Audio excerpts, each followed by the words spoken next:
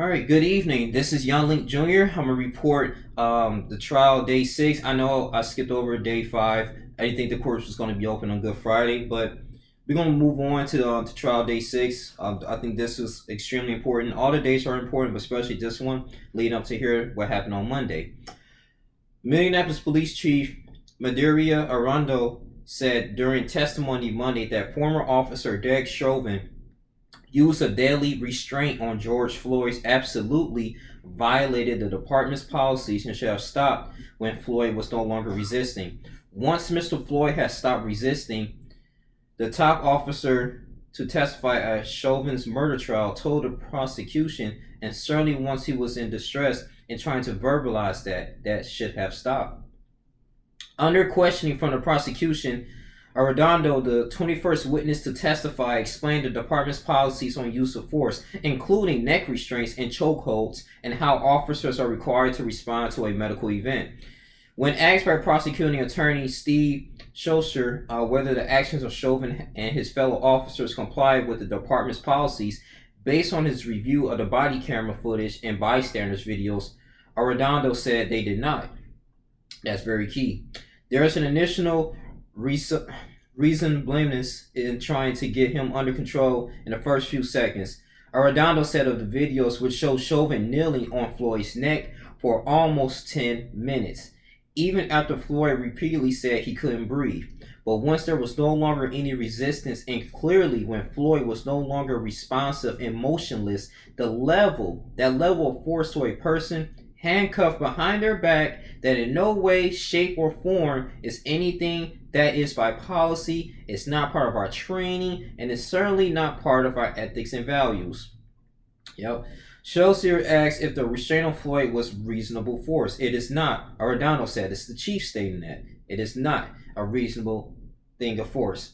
It has to be objectively reasonable. We have to take into account the circumstances, the threat to the officer, the threat to the others, and the severity of it. That is not our policy. That's not what we teach.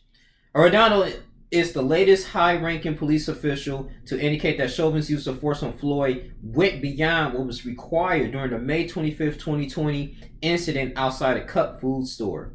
On Friday, Richard Zimmerman, a lieutenant in the homicide division, called the use of force totally unnecessary.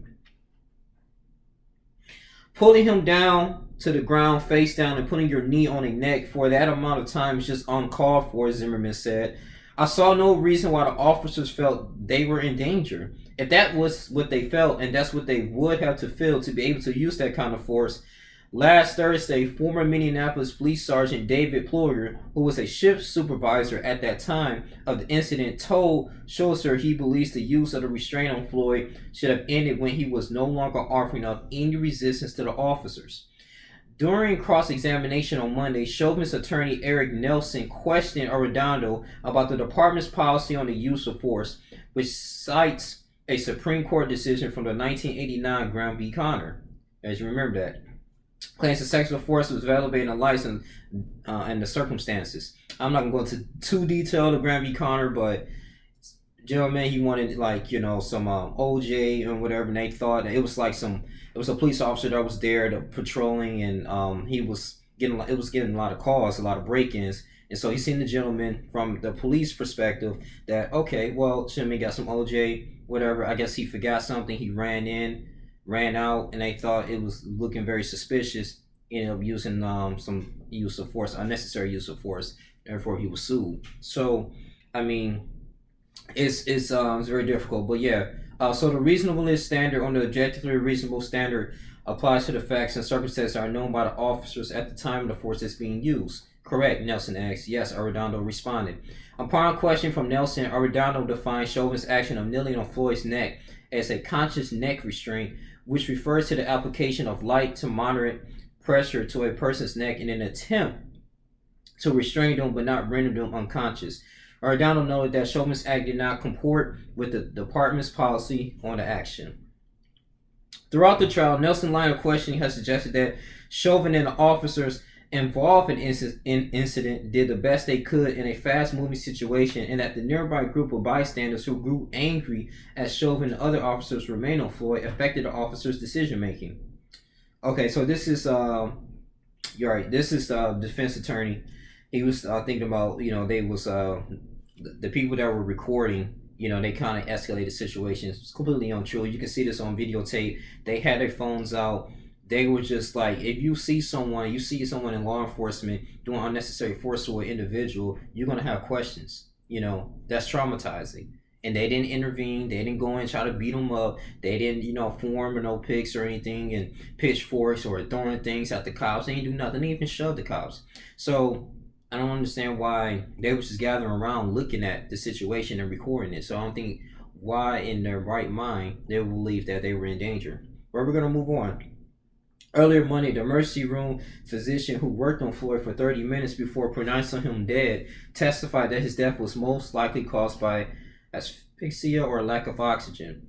Dr. Bradford Wankety Langfield, a senior resident at the Hennepin County Medical Center and a prosecution witness, said it was unlikely that Floyd's death was caused by a drug overdose, in part because the paramedics who brought him to the hospital gave no indication an overdose might have occurred. But under cross-examination by the defense, Langfield acknowledged that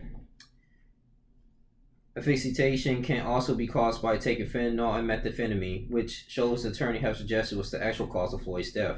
Chauvin is 45, charged with second-degree murder, third-degree murder, and second-degree manslaughter in Floyd's death. The trial is expected to take several weeks. So that was kind of a little summary read. I'm probably having a link in the description box. But what's just really going on? That's wrapping up for Monday. So they're going to resume Tuesday for day 7.